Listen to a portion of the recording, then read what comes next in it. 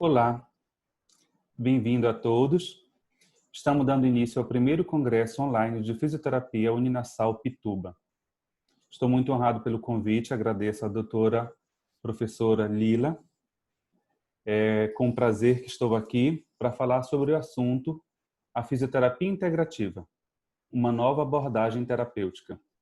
Eu me chamo Dr. Diogo Bonifácio, sou mestrando em fisioterapia desportiva, desenvolvo a fisioterapia integrativa e traumato-ortopédica e também trabalho com pacientes de dor crônica no espaço que leva o meu nome.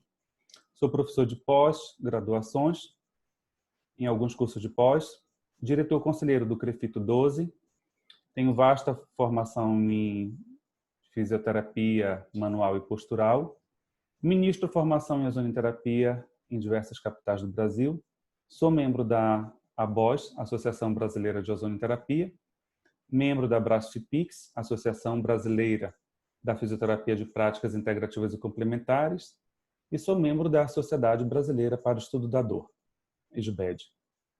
Bem, muito tem se falado sobre saúde, né? Saúde integrativa, mais ainda, tem sido um assunto recorrente no nosso meio.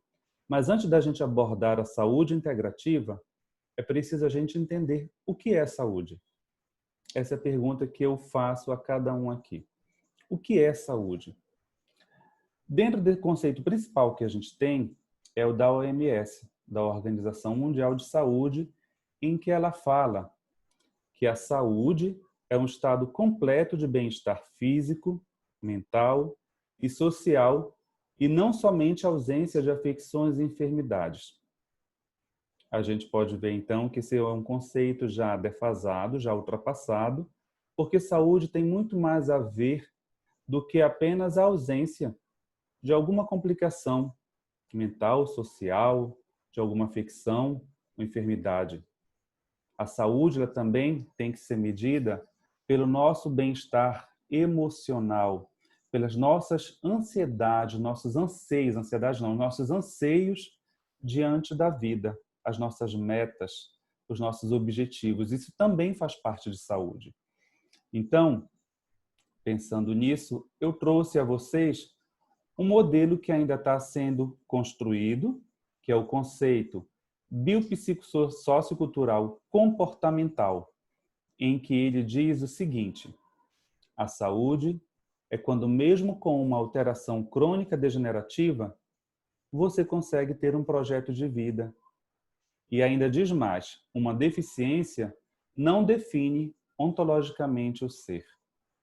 Esse conceito aí, que está em construção, eu trouxe lá do meu mestrado, em Portugal, e eu achei ele bem interessante e pertinente para trazer para o que a gente vai comentar agora. Porque como é difícil estabelecer saúde dentro da fisioterapia.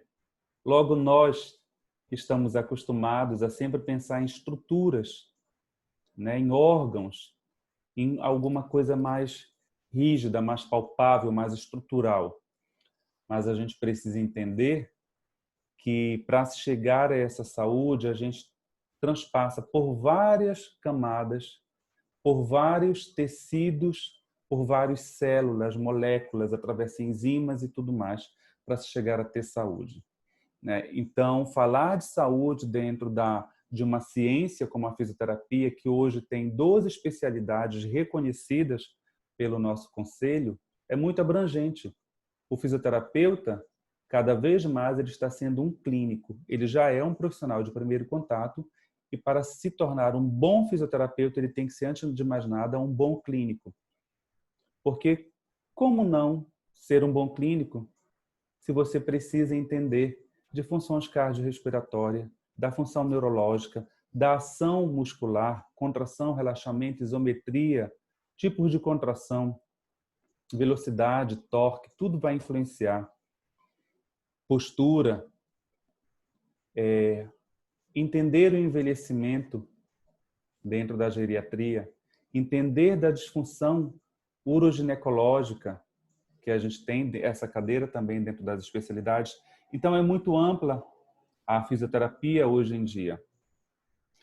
E, no entanto, se faz necessário aprofundar esse olhar para a gente entender o que é a saúde integrativa, para nos tornarmos fisioterapeutas integrativos, porque a gente vai ter que integrar dentro dessa saúde uma alma, um corpo e uma mente. E não somente isso, a gente vai ter também que entender que para esse corpo estar funcionando a nível de sistema nervoso central, gastrointestinal, músculo esquelético, de vias de detoxificação, mapeamento genético, função genética, tudo vai estar englobado, tudo vai estar integrado para resultar numa máquina perfeitamente funcional. Então, eu estou trazendo aqui um conceito da medicina alemã, que ele diz que o nosso corpo é como se fosse um barril. E tem esse conceito aqui do efeito barril, onde o nosso corpo ele está preparado e ele tem a capacidade de se autorregular diante de todas as adversidades que ele possa sofrer. Diante de um estresse, diante de uma qualidade de vida ruim, se você está dormindo pouco, está dormindo muito mal, se você não tem uma digestão tão boa. Para tudo isso, o nosso corpo está preparado. Ele vai passar por esses momentos ruins, mas ele tem a capacidade de se autorregular, de se refazer. E assim ele vai manter a saúde. Então, nós podemos sofrer aqui, como está na imagem, influências do estresse, da qualidade de vida, alérgenos, do clima, de produtos químicos, mulheres com muito produtos de beleza, que desses produtos de beleza, quanto mais fixam, mais chumbo eles têm. E o chumbo é um metal pesado que faz muito mal quando entra em contato com a corrente sanguínea e afeta todo o sistema. O estresse eletromagnético, geopatia, radioatividade. Hoje nós somos vítimas desses celularezinhos aqui, né? E tem Wi-Fi para tudo quanto é lado. Existe um médico australiano em que ele diz que hoje nós vivemos dentro de um grande micro-ondas. Radioatividade por tudo quanto é lado. E o que eu falo sempre para os meus alunos, se essa radiação eletromagnética, essa radioatividade consegue atravessar com concreto, por que duvidar que ela vai atravessar pele, esse tecido aqui? E mais ainda, nós somos compostos em mais de 70% de água, que é o melhor meio para a condutividade elétrica. Então, imagina como é que estão essas células ali dentro, tendo que lidar com todas essas informações. São muitas informações. E, às vezes, o corpo pode não saber lidar com isso e interpretar isso como uma agressão. Dependendo do tempo a que você é exposto a uma radioatividade, a um campo eletromagnético, isso passa realmente a ser agressão. Tá? Ou mesmo em tempos curtos, mas num período muito longo. Isso também vai caracterizar como uma agressão. Ainda temos os alérgenos alimentares. A gente já sabe que o Brasil é hoje um dos maiores consumidores de agrotóxicos, né?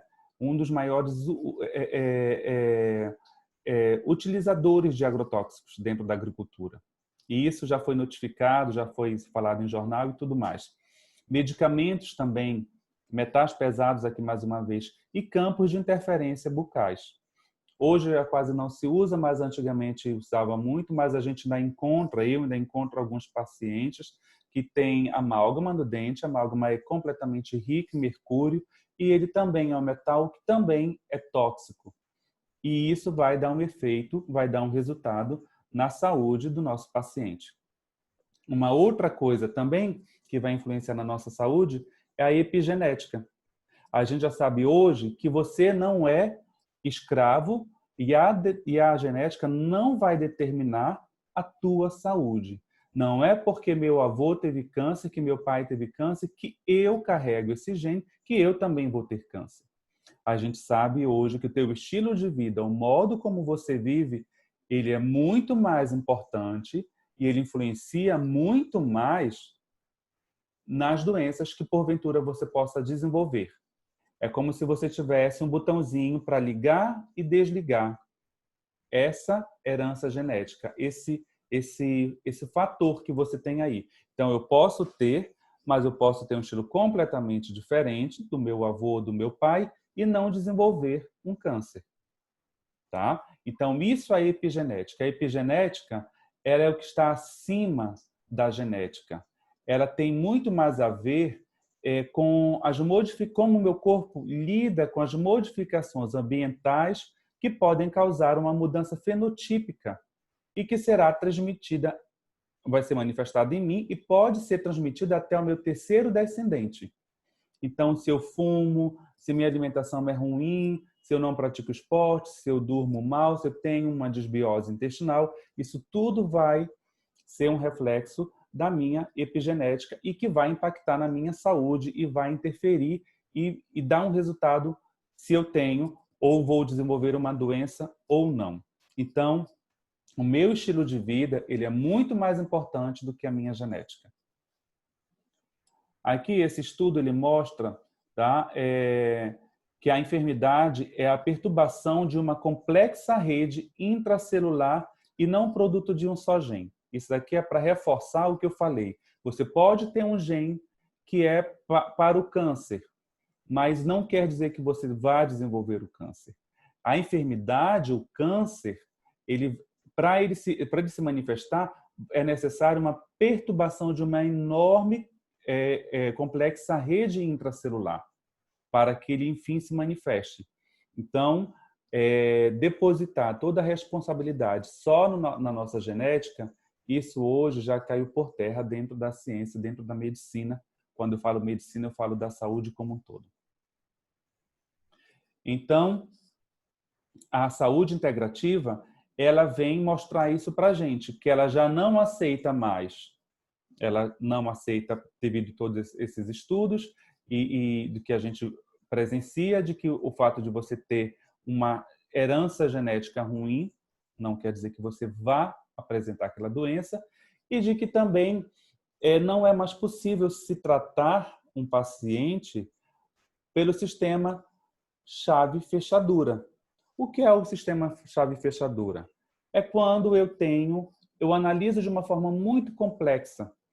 Se eu tenho uma dor de cabeça, eu dou um remédio para dor de cabeça. Se eu tenho uma dor de estômago, eu dou um remédio para essa dor de estômago, essa má digestão que o paciente tem. Se eu tenho uma dor muscular, eu dou um remédio. Se eu tenho uma inflamação, é um anti-inflamatório. Isso já não cabe mais. Pelo menos não só isso. É preciso a gente investigar o que é que tem por trás daquela má digestão, o que é que tem por trás daquela migrânia, daquela cefaleia, daquela enxaqueca, o que é que tem por trás daquela inflamação crônica que o paciente já desenvolve. Então, esse sistema de chave e fechadura, ele não cabe mais, porque eu quero ir além dentro da saúde integrativa. Então, isso aqui, ele já não é permitido e nós não utilizamos dentro da saúde integrativa. Esse aqui é o ambiente onde nós vivemos, onde nós temos desde chuvas ácidas, portanto a poluição, temos rios contaminados, são águas é a água que a gente vai beber, é o uso de agrotóxico, bactéria, vírus. É um grande universo em que nós, como seres vivos, estamos aqui tentando lidar com todas essas alterações, com todas essas tempestades que a gente vem passando. E de acordo com elas, o nosso corpo vai se modificando também. E quando eu falo de nosso corpo, eu não estou falando só nós quanto homens, tá? Eu estou falando também de células, eu estou falando de fungos, estou falando de bactérias, de vírus, porque a todo momento surge um novo vírus. Todo momento, hoje a gente já sabe que existem superbactérias, aquelas bactérias que já não têm mais efeito os antibióticos que eram utilizados antigamente. Já tem saído vários estudos sobre as superbactérias, a supergonorreia, a supersífilis. Então, isso é resultado de que essas bactérias também estão procurando uma maneira, uma estratégia de sobreviver a tudo isso. Eu sempre falo, tudo que é vivo vai encontrar uma maneira, vai procurar uma estratégia para se manter vivo. Não importa o preço que ele pague. Então, aqui, o expossoma, nada mais é do que esse ser humano tendo que lidar o soma, né, o físico, a matéria, tendo que lidar com radiação, ar e água poluído, dieta, drogas, estresse, infecções, comportamento e estilo de vida. Então, isso tudo vai refletir, vai repercutir na saúde desse corpo, na saúde dessa célula, na saúde desse tecido. Como eu falei mais cedo, eu falei que a gente tem a capacidade de se autorregular. Isso daí a gente chama de homeostasia, descrito pelo médico, por um grande cientista que é considerado o pai da medicina baseada em experiência clínica e o pai das primeiras evidências científicas que ele estimulava isso, Claude Bernard, e ele falava que, e foi ele que deu o conceito de homeostasia, que é a tendência permanente do organismo, do nosso organismo, manter a constância do meio interno, estado de independência relativa do organismo em relação às oscilações do ambiente externo. Então, independente de qualquer um desses efeitos aqui, o nosso corpo sempre estaria apto para encontrar essa constância do meio interno. Acontece que quando essa homeostasia começa a ruir, ela começa a falhar, o nosso corpo começa a adoecer. É aí que a gente tem que encontrar o botão. E aí a gente começa a adoecer onde? Tá? Quando tem uma manifestação do epicondilite, quando tem uma hérnia inflamada crônica ali, um tecido inflamado crônico, quando tem uma doença degenerativa, uma osteoartrite, essa doença não se formou de uma hora para outra. É um corpo que vem adoecendo, é um corpo que vem lutando contra várias agressões. E essas agressões elas podem ser, como eu falei, bioquímicas, podem ser mecânicas, podem ser por uma radioatividade, pode ser por droga, enfim. É um corpo que vem lutando. E ele vai chegar a um ponto em que ele vai realmente perder esse equilíbrio homeostático e vai adoecer. Esse corpo ele já não consegue corresponder, né? Já não consegue te dar uma resposta satisfatória e muitas vezes também já não consegue sequer dar resposta a uma terapia que está sendo aplicada nesse corpo. É aquele paciente que diz, eu já fiz corticoide, já tomei remédio, já estou tomando antibiótico e nada melhora. A culpa será que é do corticoide? A culpa será que é do profissional? A culpa será que é da droga que ele está tomando, da medicação que ele está tomando e não está fazendo efeito? Da fisioterapia? Não. O corpo está tão adoecido que ele não tem espaço, ele não tem condições de receber essa terapêutica. E então ele não faz esse processo, ele não processa isso a ponto de trazer a saúde novamente para esse indivíduo. E o corpo começa a adoecer como? Aqui na matriz extracelular. Então nós temos, eu gosto sempre de dar esse exemplo, imaginemos que o nosso corpo é um aquário, as células são pequenos peixinhos sobrevivendo ali, nadando tranquilamente, e tem esse meio, essa matriz extracelular, esse meio por onde essas células transitam, né?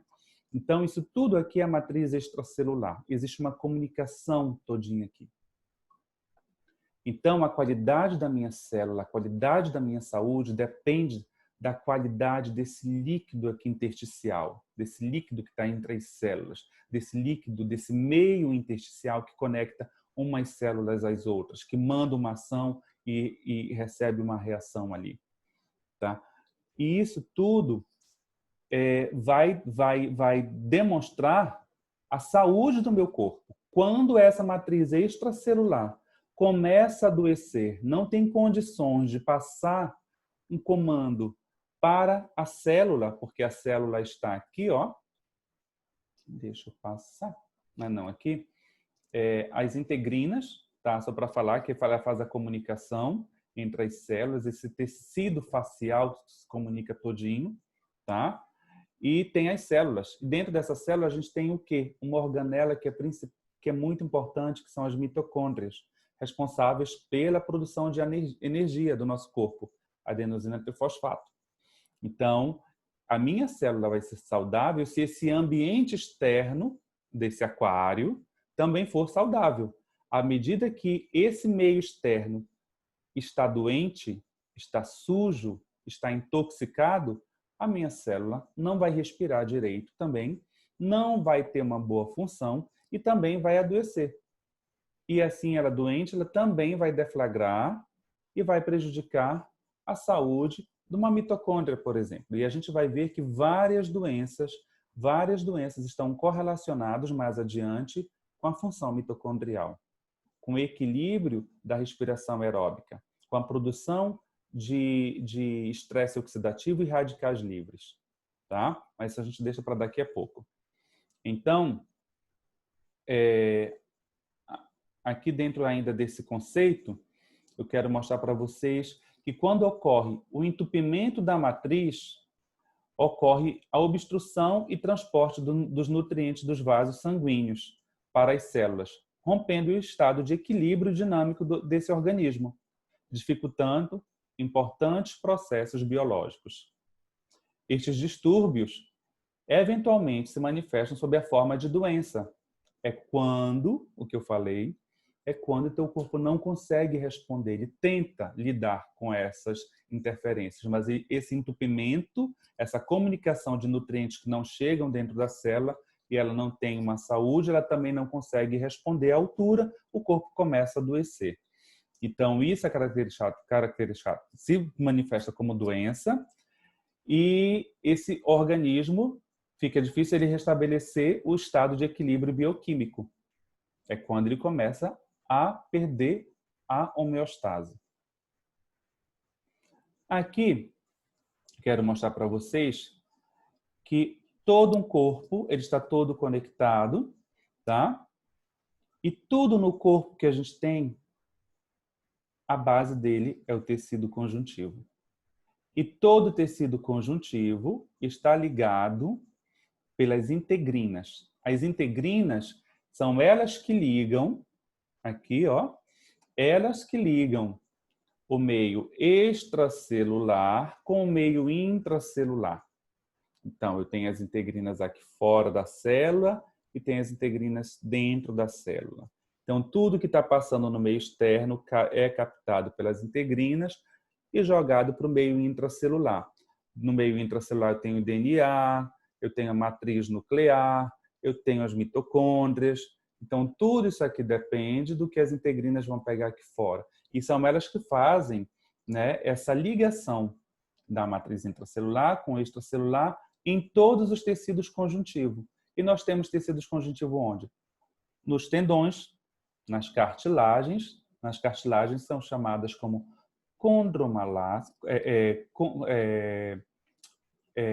condrócitos, são as células de cartilagem.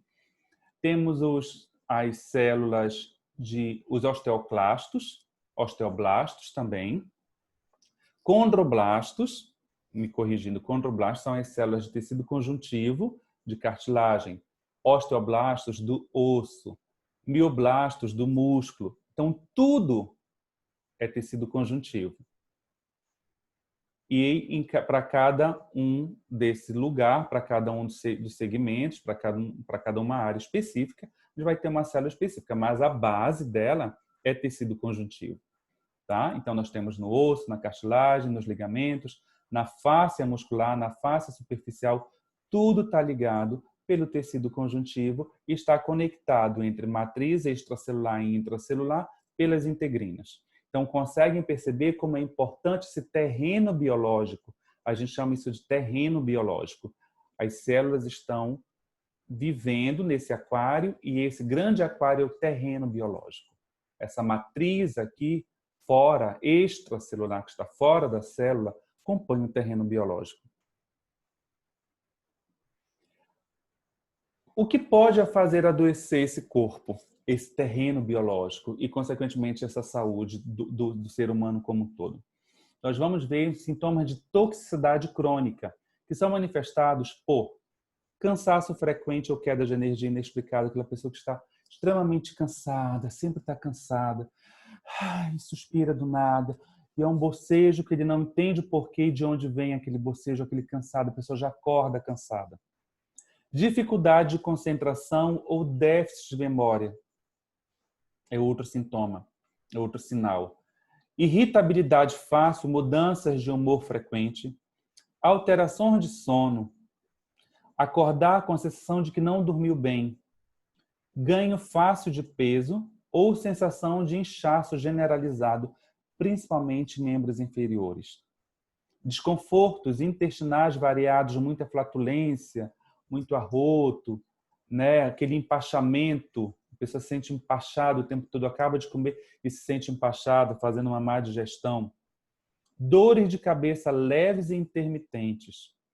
Nível de saúde incompatível com a idade cronológica. Às vezes você vê uma pessoa muito jovem, mas que está pior do que uma pessoa muito mais velha. Então, a saúde dela não é compatível com a idade dela, tá? Isso tem a ver com o estilo de vida que a gente comentou mais cedo, lembra? Queda de cabelo, unhas quebradiças, infertilidade e até alterações de libido. Então, esses daqui são sintomas, são sinais de que a pessoa está realmente intoxicada.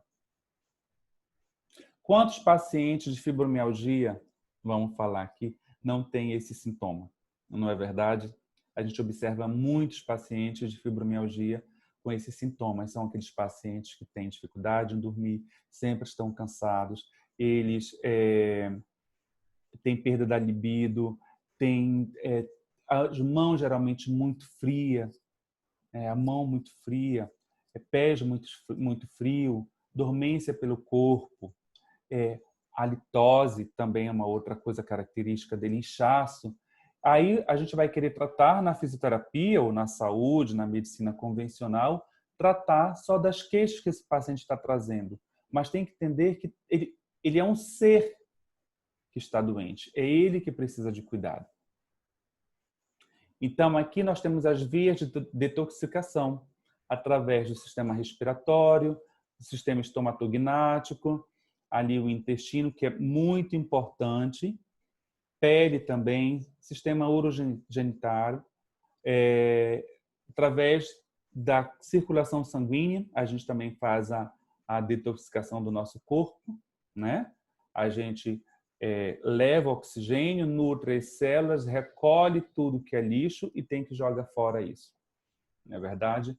Mas aqui tem uma observação.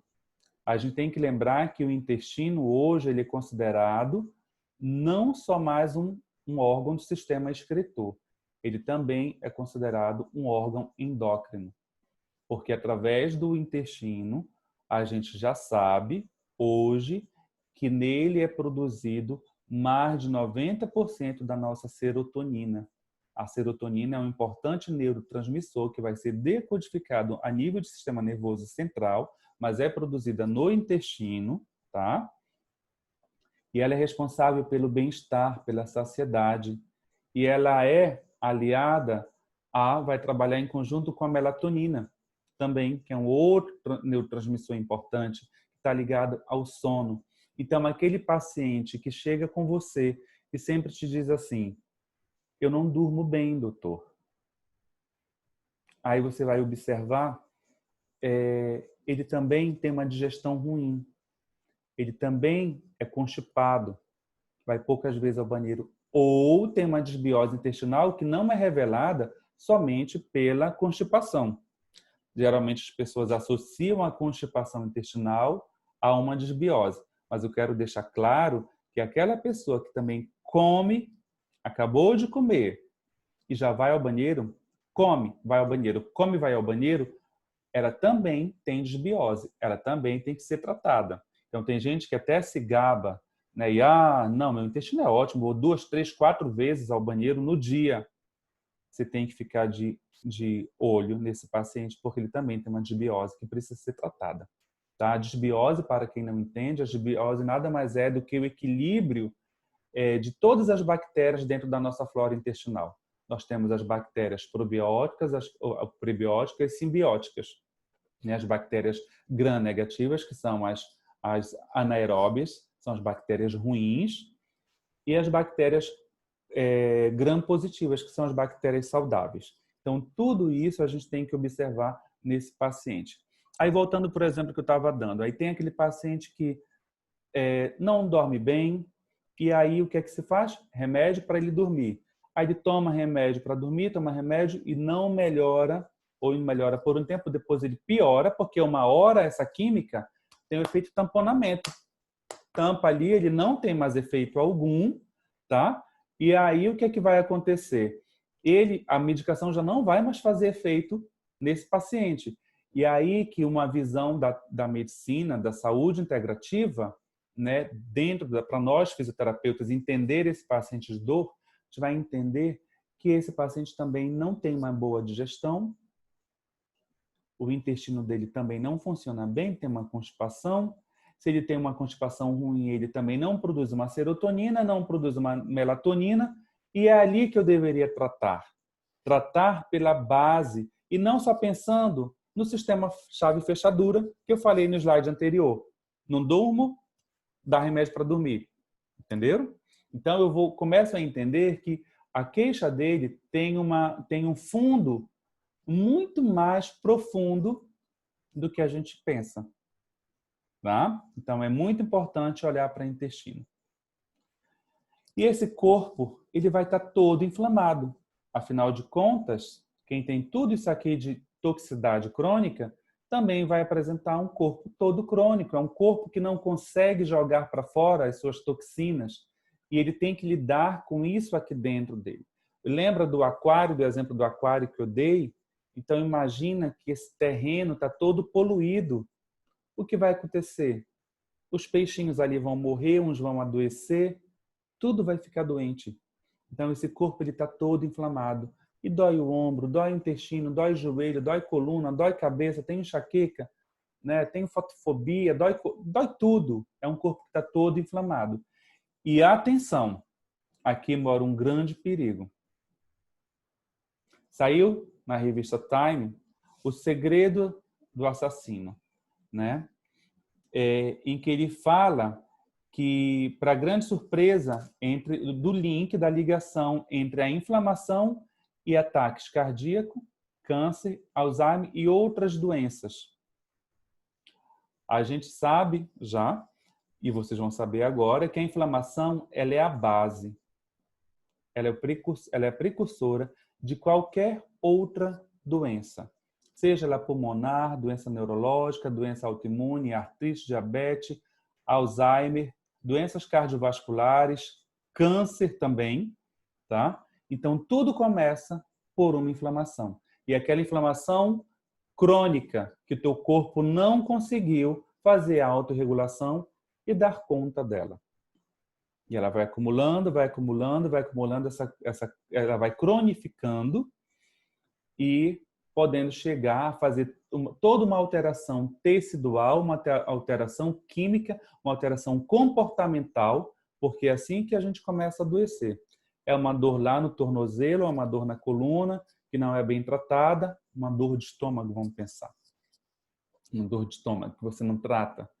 Omeprazol, omeprazol, omeprazol, omeprazol, omeprazol, omeprazol, mas se você não mudar o estilo de vida, essa inflamação aqui, chega uma hora que nem o omeprazol dá jeito.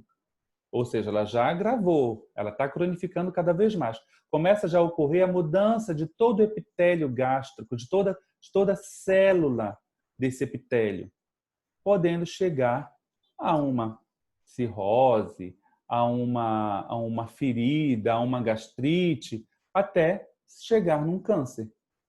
Então, entendam que nada apareceu de uma hora para outra. É igual a fibromialgia. O paciente não adoeceu de uma hora para outra. Ele foi adoecendo, tá? Então, a base é a inflamação.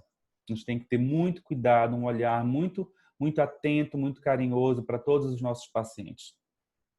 Aqui a fibromialgia, que eu falei tanto dela. Observamos aí que essa paciente ela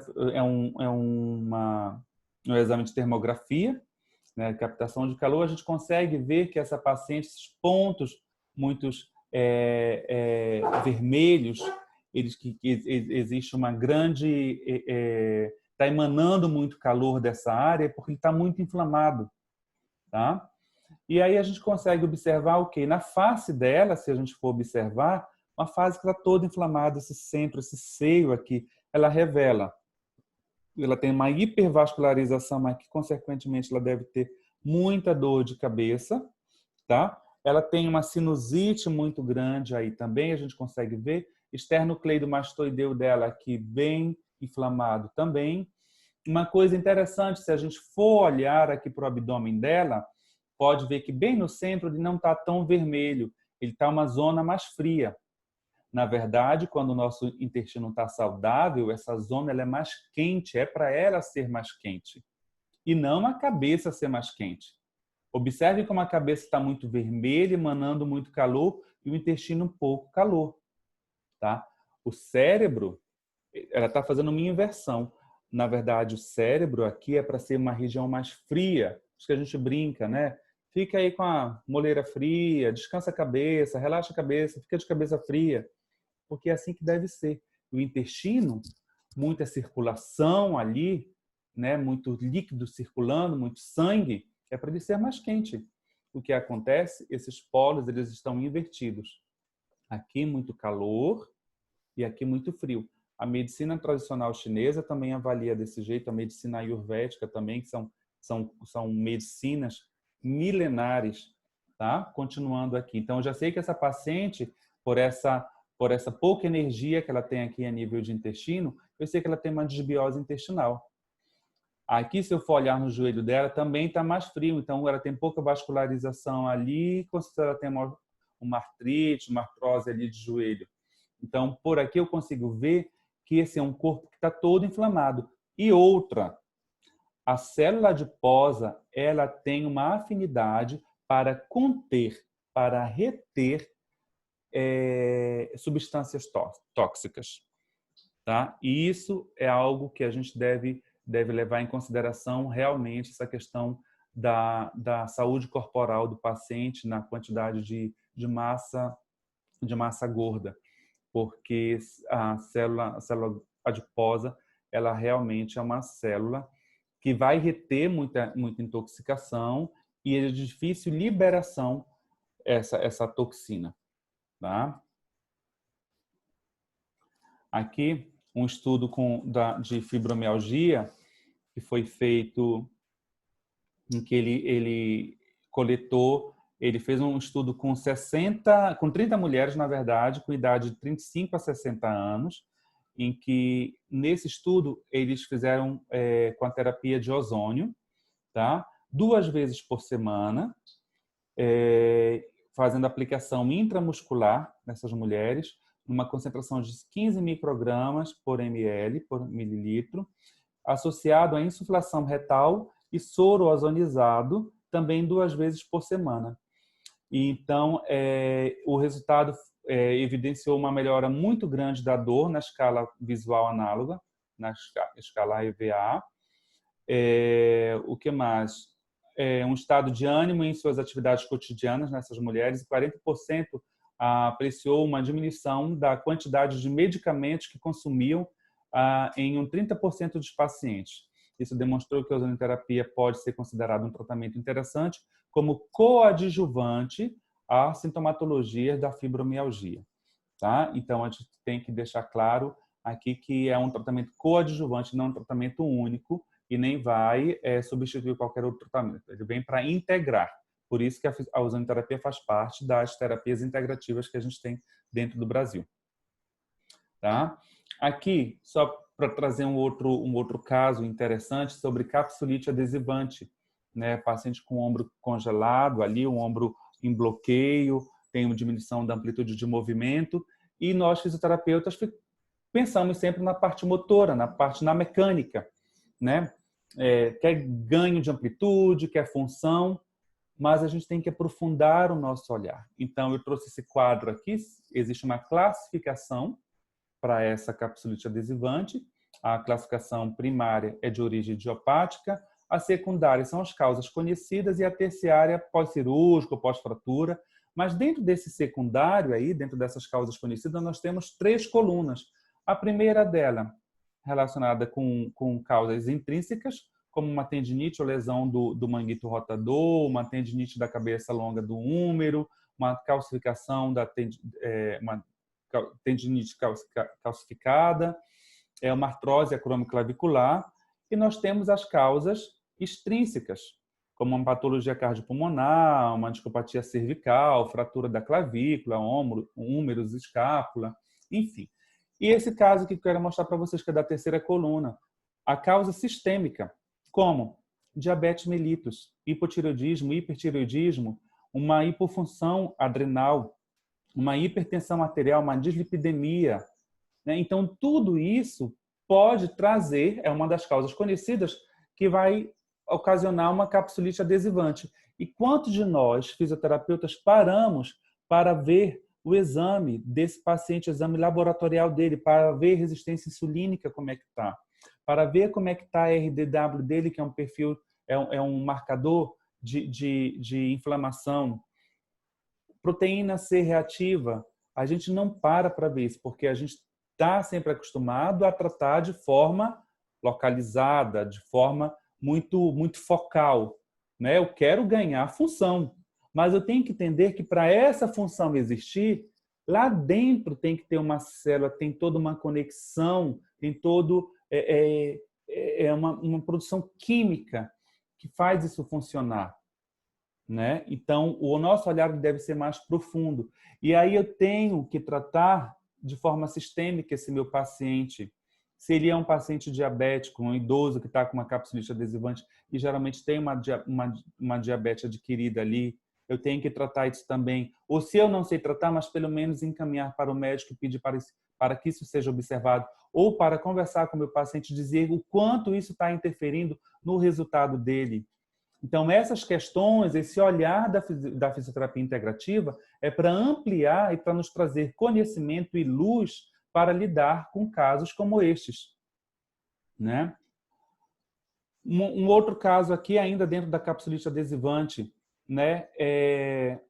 Em 2013, houve um estudo com Liu e colaboradores em que ele destaca o aumento das citocinas inflamatórias no processo de glicosilação. A glicosilação é uma reação química de carboidratos, tá, ligados às moléculas, onde essa glicosilação, ela de forma disfuncional, ela vai provocar uma alteração no colágeno. Então, não tem como eu ficar querendo tratar essa capsulite adesivante se eu não observar essa glicosilação que o paciente está fazendo. Ele tem uma diabetes, ele tem um consumo alto de açúcar, é aquele paciente que ele vai deitar toda noite, o idoso, vamos supor, eu sempre tomo um mingauzinho, sempre tomo um mingau de aveia, alto índice glicêmico. Isso eu tenho que observar.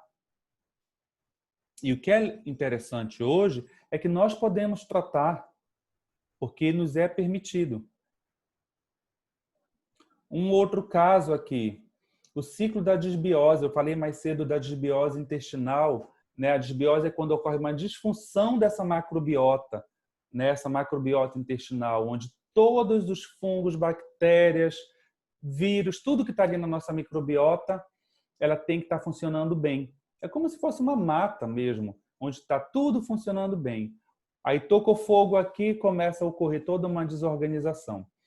Então, o ciclo da disbiose vai ser: eu tenho um problema gastrointestinal com múltiplas intolerâncias que vai desencadear uma doença autoimune, tá? A gente tem que lembrar que é também no intestino que a gente produz o nosso sistema de defesa, nossos linfócitos são todos produzidos no sistema gastrointestinal, tá? Vou ter uma inflamação intestinal. Essa inflamação intestinal, eu vou ter uma má absorção, né, dos nutrientes, de vitaminas, de magnésio, de ferro, e eu vou ter uma resposta imunológica alterada. E aí eu começo a ter esse ciclo, tá? Aquele paciente que sempre está com, vamos pegar uma doença autoimune.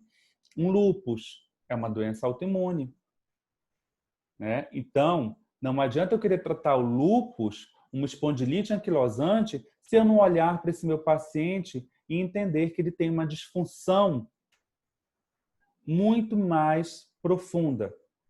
Eu tenho que entender isso e tenho que saber como tratar isso também. Vou tratar da parte mecânica, da dor dele, vou tratar também, mas eu tenho que entender que clinicamente ele também precisa de tratamento, né? A disbiose afeta o corpo como um todo. Vai afetar desde problemas do trato de sinos e boca, halitose, muita rinite, o paciente tem muita rinite, tá? De pele, de cólon, rins, adrenais, articulação, tireoide. A gente não tem ideia, né, da profundidade, da importância de tratar e de ter um intestino saudável. Aqui é um caso da disbiose. Eu começo sempre minhas avaliações olhando para a língua do paciente. Esse caso aqui, você pode ver que a paciente está com uma língua completamente manchada, uma mancha mais amarela. Isso a gente chama de saburra lingual. A saburra lingual já vai me dizer que essa paciente, que ela tem, no caso dela, como é uma mancha mais amarelada, ela tem problemas de fígado. Se ela tem problema de fígado, eu já vou entender que ela tem problema de produzir enzimas importantes, antioxidantes, que são extremamente valiosas para a manutenção da nossa saúde. Enzimas como glutationa, superóxido dismutase, elas são extremamente importantes. Então, eu sei que ela tem uma disbiose, só pela coloração da língua dela, né? Nem preciso perguntar como é que está o intestino. Pela língua dela, eu já sei que ela tem. Essa criança aqui foi um paciente que a gente atendeu na clínica, encaminhada para a gente para fazer um tratamento com a ozonioterapia por uma nutricionista que já estava acompanhada. A criança completamente alérgica, um índice de alergia assim, altíssimo, altamente comprometedor, e olha o abdômen dela completamente distendido, ela não podia comer um biscoitinho, ela tinha reação alérgica à banana. Ela comia banana, ela começava a ter problema até de pele, tá? Então ela tinha uma dermatite, ela desenvolvia uma dermatite, ficava com esse inchaço, as fezes completamente fétidas, enfim, muito complicado. Teve que passar por todo um tratamento com a nutricionista de readequação alimentar, fazendo um trabalho com ozônio para a gente melhorar a questão da desbiose intestinal que essa criança tinha, melhorando o sistema autoimune dela, enfim, tá? Aqui de metais pesados é uma outra coisa que eu quero falar para vocês. Então, hoje nós temos intoxicação das mais várias maneiras, das mais variadas maneiras. É intoxicação, aqueles copos, né? Aquelas caixinhas que tem o alumínio ali, Tetra Pak, né? Aquele alumínio, ele passa para o produto e você toma o suquinho, e você não está entendendo o quanto você está ingerindo de alumínio ali por estar consumindo tudo daquela embalagem. Mulheres com muita maquiagem, o chumbo acaba penetrando na camada transdérmica e vai acumulando. O flúor também. Então, o flúor está utilizado nas pastas de dente. O mercúrio, esse estudo aqui é do mercúrio, né? As lâmpadas fluorescentes, elas também emitem muito mercúrio para a gente. Os rios, os nossos peixes, eu sou de uma região, a região amazônica, que a gente consome muito peixe, temos muitos rios, mas os nossos rios, devido aos mineradores, estão muito contaminados também. Então, os peixes acabam estando contaminados também e a gente consome esse peixe que está contaminado com mercúrio também. Então, o índice de contaminação por mercúrio aqui é muito grande, tá?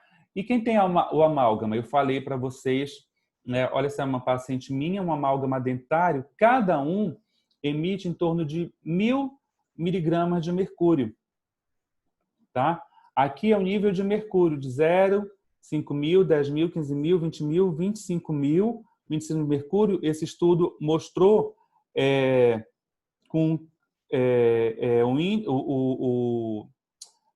cardiopatias relacionadas com a contaminação por mercúrio.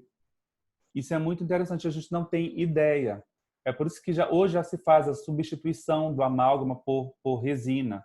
Mas também tem que ter todo um cuidado na hora da extração dessa amálgama, porque senão você pode ser contaminado muito mais durante a extração do que em ficar realmente com dente com amálgama. Então tem que procurar um profissional, um cirurgião dentista especializado nesse tipo de extração, tá? Eu não estou dizendo aqui, tá, gente, só para deixar claro, que todo mundo que tem amálgama vai ter as coisas. A gente tem que lembrar o seguinte, o nosso corpo, lembra daquele barril, pelo conceito da medicina alemã? Nosso corpo está sofrendo todo dia essas influências aí, essas agressões do ambiente, do estilo de vida que a gente leva, e ele dá uma maneira de equilibrar isso. No outro dia, mais agressões, mais informações, ele dá uma maneira de equilibrar isso. Só que chega um ponto que ele pode não corresponder, tá? De forma satisfatória. E aí é quando eu começo a adoecer. E é aí que a gente vai entrar para tentar descobrir de onde está vindo. Então, alguém pode ter, de repente, uma boca com amálgama e morrer com 90 anos e morrer de forma saudável. Outros podem ter 35 anos e estar super doente porque o corpo está mais fragilizado e não tem condições, não sabe lidar com aquilo dali. E adoece logo. Então, a gente tem que observar tudo isso. A gente não tem que ser tão 2 e 2 é 4. Tá? Eu gosto sempre de ser flexível, ser maleável e analisar cada caso. Aqui, dor lombar. Dor lombar interessante é essa aqui, que eu estou trazendo para vocês. Quantos de nós fisioterapeutas aí, número 1, lombalgia, né? E a gente fica tratando a lombar, e pilates, e ultrassom, mesa de tração, e faz ozônio também. O paciente não melhora, e não está melhorando, e não está melhorando. O que será? Será que é a fisioterapia que não está funcionando? O que é que eu estou fazendo que não está certo? A gente pode pensar. E aí, saiu esse estudo, que é um estudo sobre a inibição da fosfodiesterase, a PDE11, e o impacto dela na qualidade do esperma, né, do sêmen. E aí o estudo lá revela, está aqui nesse destaque, que a PDE11, a fosfodiesterase 11, ela tem uma baixa, essa enzima ela tem uma baixa naqueles pacientes que estavam usando tadalafila. Tadalafila, para quem não sabe, é a base química de alguns remédios para disfunção erétil. E então, nesse estudo, eles verificaram que esses pacientes que faziam uso da tadalafila, eles desenvolviam também dores musculoesqueléticas, principalmente na coluna média e baixa, tá? Mais do que quem usava o Viagra e o sildenafila, que é o composto químico do Viagra. Então, ele fez essa comparação. Quem usava o sildenafila e quem usava tadalafila. Quem estava fazendo uso de tadalafila tinha enxaqueca, era um dos efeitos colaterais. E aí eu mostro para vocês aqui, trouxe isso para discussão. Se eu não tenho uma avaliação clínica desse meu paciente e entendo isso, eu vou sair frustrado, vai ser aquele meu paciente que eu vou dizer a terapia não deu certo com ele. Seja lá o que for. Mas a causa dele estava fora das nossas mãos, da fisioterapia, né? Das abordagens que a gente tem ali. Mas não está mais quando a gente tem uma visão integrativa, quando a gente tem uma visão clínica do nosso paciente. E isso é muito interessante, por isso eu fiz questão de trazer esse estudo aqui para vocês. E eu, inclusive, particularmente, atendi um paciente que se enquadrava nesse exemplo. Por isso que eu cheguei até esse estudo e a gente conseguiu resolver a situação dele. Eu até então tratava ele só de forma mecânica e fazia tudo, e também entrei com ozonoterapia, ondas de choque, tudo, e não dava resultado, e até que aprofundando, cheguei nesse artigo, e a gente pôde hoje solucionar, fez a mudança da adaptação, fez a mudança da medicação que ele fazia, e a dor dele melhorou. Eu não vou dizer que ele curou, né? Porque ele já tem realmente uma certa idade, mas assim, 90% é o relato dele, como melhorou a dor dele. Tá? E era interessante que ele dizia que a dor dele só aparecia realmente quando ele fazia uso da medicação. Ele fazia uso da tadalafila para ter os encontros, as paqueras dele, e começava a dor. Só que até então ele achava que era pelo movimento que ele fazia, né, pelo movimento corporal, enfim, que era pelo esforço físico. Eu jamais poderia imaginar que era por isso. Aqui é um estudo também da da dor lombar, um estudo prospectivo, randomizado, duplo cego, em que foi aplicado ozônio em 2 grupos, 60 pacientes, e 30 deles foi aplicado uma concentração de 10 ml, um volume de 10 ml na coluna, 40 microgramas, numa concentração de 40 microgramas, e o outro de 30 microgramas, chegando à conclusão que os dois deram um resultado muito bom e não houve diferença nesses pacientes com dor lombar entre um grupo e outro. Houve apenas uma diferença na redução da extrusão do disco, né, nos pacientes que fizeram a ozonioterapia com uma concentração de 40 microgramas. Tá? Só para trazer também mais um estudo aí falando da ozonioterapia, que é uma prática integrativa. A labirintopatia. A gente sabe que nós podemos tratar, né, os pacientes que têm uma vertigem postural paroxística benigna, VPPB. São pacientes que vêm muito para nós, para fisioterapeutas. Existe uma área da fisioterapia especializada nesses pacientes.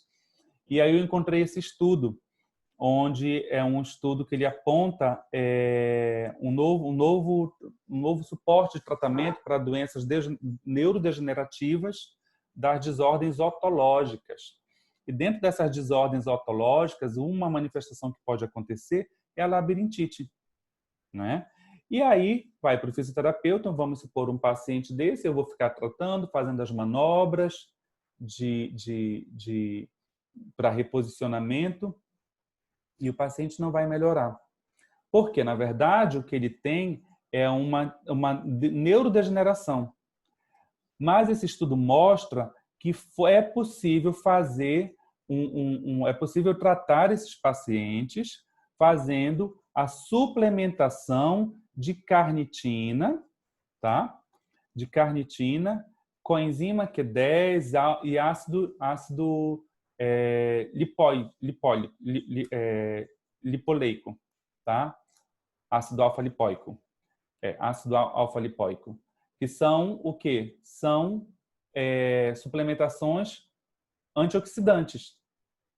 E se pode tratar de forma dessa suplementação, eu falo para vocês que a gente também poderia tratar como fazendo a ozonioterapia, porque a ozonioterapia é uma terapia antioxidante. Ela, na verdade, utiliza o ozônio, que é oxidante, mas ao entrar em contato com o corpo, com os ácidos graxos insaturados, ele vai estimular dentro da gente enzimas antioxidantes, tá? Ele vai restabelecer esse equilíbrio aí, né? Desse estresse oxidativo que possa estar acontecendo e que pode estar causando essa neurodegeneração. Então, mais um estudo aí. E outra coisa, a gente pode tratar também, não só através da ozonioterapia. Vocês sabiam que a gente pode tratar suplementando esse paciente? Isso também é possível. Hoje, o COFITO, ele tem a 611, resolução 611 de 2017, que nos dá suporte para a prescrição de fitoterápicos nutracêuticos. Então, a gente pode prescrever para um paciente desse a carnitina, o ácido alfa-lipoico, a coenzima Q10, a vitamina C, vitamina E, tudo isso a gente pode prescrever. Olha que interessante eu poder tratar desse paciente de uma forma integrativa, de uma forma mais generalizada, desde que eu esteja preparado para isso. Então, muito dessas doenças aqui, já que eu falei tanto de estresse oxidativo, estava falando ali da neurodegeneração, das enzimas antioxidantes, e esse estresse oxidativo ele vai produzir radicais livres, né? E isso vai provocar doenças venosas, doenças do sistema autoimune, do cérebro, doenças respiratórias, das articulações, como psoríases, osteoartrite, doenças reumáticas, fígado, pele, coração, olhos, múltiplos órgãos, como diabetes, envelhecimento crônico, fadiga crônica. Então, muitas doenças elas estão associadas ao desequilíbrio oxidante e antioxidante. aterosclerose, câncer, catarata, Parkinson, Alzheimer, diabetes, doença autoimune, inflamações crônicas, situações de isquemia e hiperfusão, tudo isso está relacionado a um processo de desgaste e de produção de radicais livres, de oxidação. A gente está oxidando a nossa célula, a gente está envelhecendo. Então, para oxidar, eu preciso ter o antioxidante, eu preciso encontrar esse equilíbrio aí, tá? Então, reforçando o caso aqui que eu falei da paciente com labirintopatia, falando de situações que a gente pode tratar com a ozonioterapia, que vai estimular isso daí, vai reequilibrar, fazer esse reequilíbrio, tá? Então, é muito importante ter todo esse entendimento bioquímico. Esse é um caso que eu estou trazendo para vocês de uma paciente com 30 anos. Ela, durante 2 anos, tratou como se fosse uma dermatite, fez várias sessões de corticoterapia, teve uma vida social completamente comprometida. Ela é educadora física, ela era personal trainer, e começaram a aparecer essas bolhas nelas que ardiam muito. Começou na mão, foi tomando conta do corpo dela, região interna da perna, costas, tudo. E após o tratamento que ela fez lá na clínica comigo, com ozonioterapia, tá? Mais mudanças de alimentos, mais mudança de hábitos alimentares, deixou de ingerir álcool, a gente tratou do intestino dela e depois olha aí o quanto ela melhorou. E detalhe, ela descobriu que tinha Líquen plano, e Líquen plano é uma doença autoimune, tá? Uma doença que não se sabe a causa, mas sabe que ela é autoimune. Então, toda vez que eu penso em sistema autoimune, eu começo a pensar que é o corpo mesmo que está se autoagredindo. Mas por que ele está fazendo essa autoagressão? Por que o sistema imunológico dele começa a agredir ele mesmo? Porque tem uma disfunção ali. E está muito mais profunda. Não tem que tratar só dessas bolhas que estão aí. Não tem que tratar do sintoma. Tem que entender o que desencadeou. E uma má alimentação, o álcool, o hábito de vida dela vai interferir em tudo isso.